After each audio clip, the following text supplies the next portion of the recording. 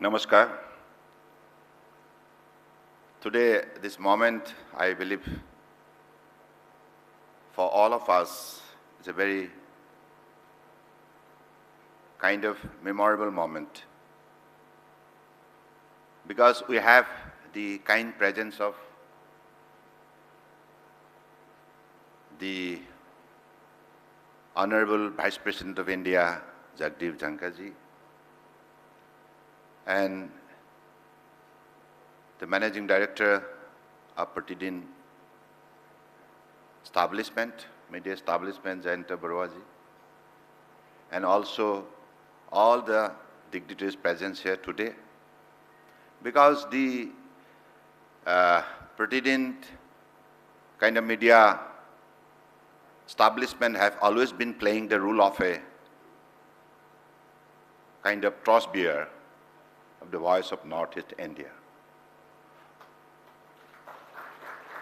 So I believe this is a very important role they have been playing since the beginning, because I've also been going through different lines put forwarded by Pratidin Time and Pratidin Media Establishment. They have always been courageous and they have always been impartial. And they have served the nation with conviction and determination, without any prejudice.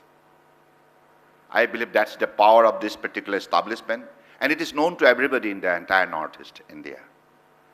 So anyway, today I have come here only to listen, Dhankar ji. मैं तो आपको सुनने के लिए आया हूँ, मैं बोलने के लिए नहीं, क्योंकि मैं राज्यसभा में 2.5 साल मैंने भी बिताई है और उसी कालखंड में मुझे जो मौका मिली आपसे सीखने का, आपके जो पॉजिटिव जेस्चर, जब भी लोग राज्यसभा में ट्रबलसम वेदर बनते थे, माहौल बनते थे, उसी कालखंड में एक मुस्कुराहट से आपने सारे हाउस को संभाले। तो ये आपका व्यक्तित्व का सबसे बड़े मुझे लगता है गुण है। That is how we are to grow, we are to serve the nation with a very positive vibration, positive outlook, positive thinking, positive approach. Today, मैं याते धनकर जी, मैं अपनी जो मातृभाषाओं से हमारे यहाँ उपस्थित नॉर्थ ईस्ट के सभी हमारे प्रिय भाइयों बहनों को मैं संबोधन करना चाहता हूं, अगर इजाजत है तो। क्योंकि आपको मालूम है हाल ही में हमारे कैबिनेट हुई और परम आदरणीय प्रधानमंत्री जी ने 5 भाषाओं का साथ असमिया भाषा को क्लासिकल स्टेटस दी है। ये जो मर्यादा,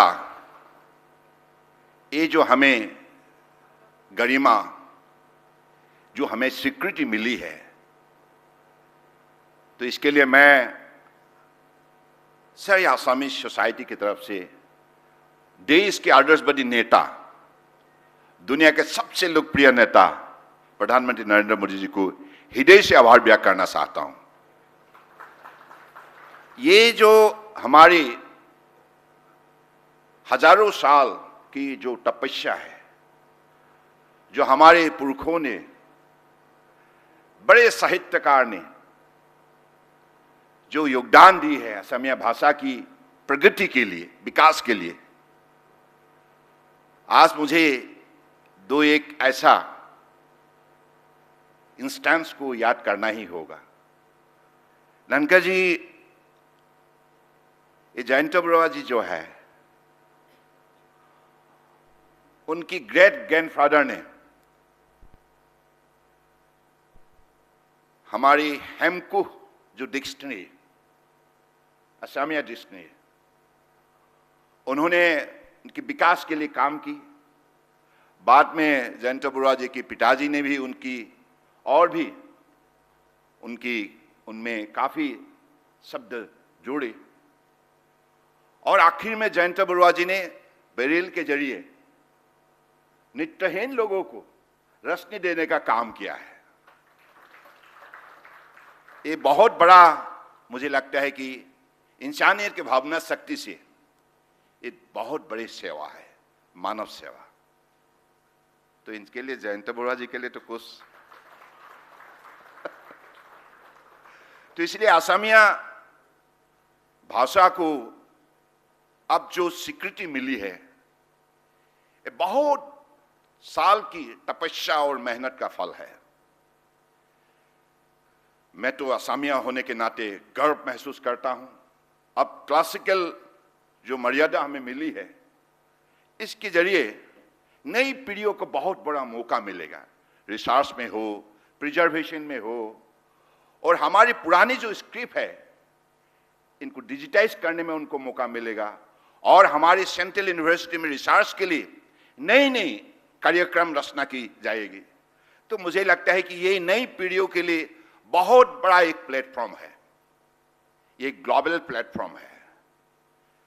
मैं अहोमिया हिसाबे सचाके बहुत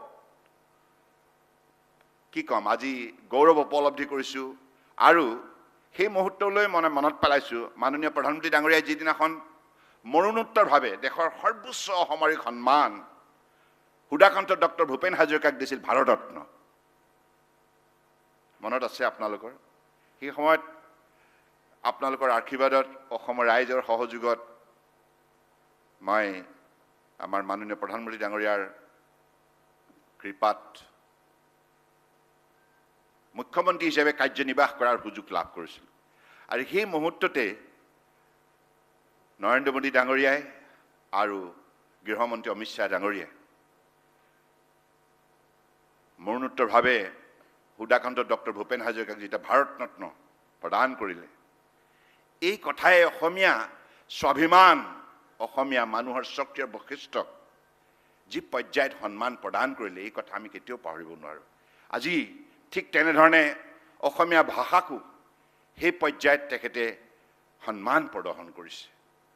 আৰু ইয়াৰ উপৰিও আপোনালোকে জানে অসমীয়া শিপিনীয়ে বৈ উলিওৱা, সপোন ৰচনা কৰা গামোচাখন মোদী ডাঙৰীয়া বিশ্বমঞ্চত কান্ধত লৈ অসমীয়া শিপিনীসকলক, মহিলাসকলক শ্ৰদ্ধাৰে সন্মান যাচিলে।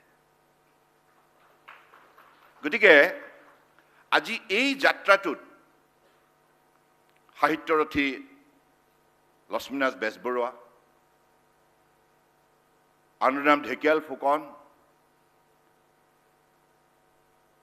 পদ্মনাথ গোহাঁই বৰুৱা, ৰূপকোঁৱৰ জ্যোতিপ্ৰসাদ আগৰৱালা, কলাগুৰু বিষ্ণু ৰাভা, ডক্টৰ ভূপেন হাজৰিকা আৰু আমাৰ মহাপুৰুষ শ্ৰীমন্ত শংকৰদেৱৰ লগতে গুৰুসকলৰ যিটো অৱদান আছে, অসমীয়া সাহিত্যক চহকী কৰাৰ বাবে যিটো তেখেতসকলৰ মহৎ পদক্ষেপ, এই কথা আমি সদায় মনত ৰাখিবই লাগিব।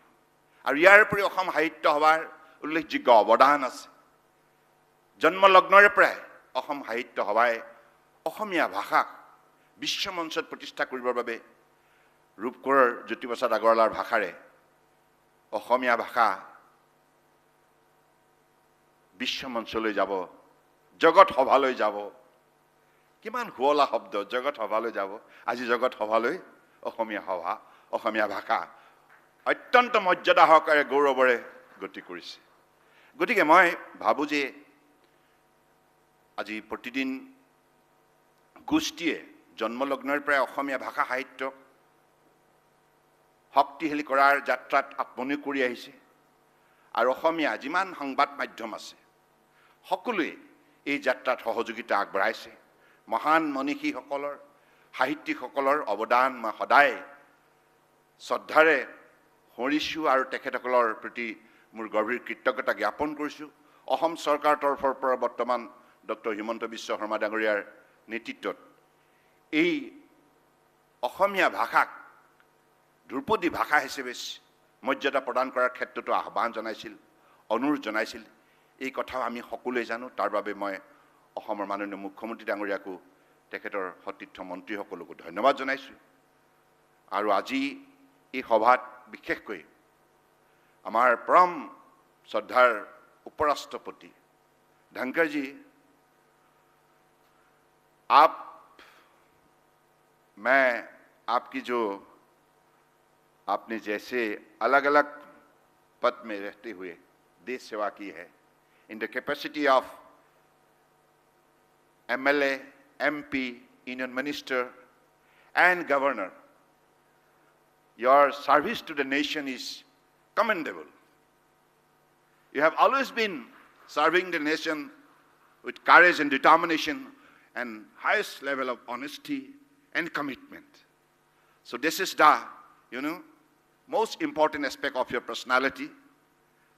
We really feel proud of it. And also, Dhankarji, I feel that as a top legal luminary of the country, your contribution to the constitutional law is commendable. So today your presence made this particular occasion very, very memorable. From that point of view, right from the beginning, I am saying that it is memorable, particularly for me. Wherever I get opportunity, I always try to listen to your speeches, and I believe whole house will be highly benefited. And also, Jayanta Barua ji, in his beginning speech, whatever he has narrated, this particular conclave is going to cover all the issue of Northeast. The voice of Northeast will be heard here, discussed in details, and different stakeholders will contribute immensely to make this particular conclave a grand success. And from the different field of profession, different field of domain expert, I believe this particular conclave will continue to grow bigger and bigger. With this expectation, I again extend my heartfelt thanks and pranam to Dhankarji and also the August House. And thank you for Jayanta Barua ji. Thank you. Jai Hind.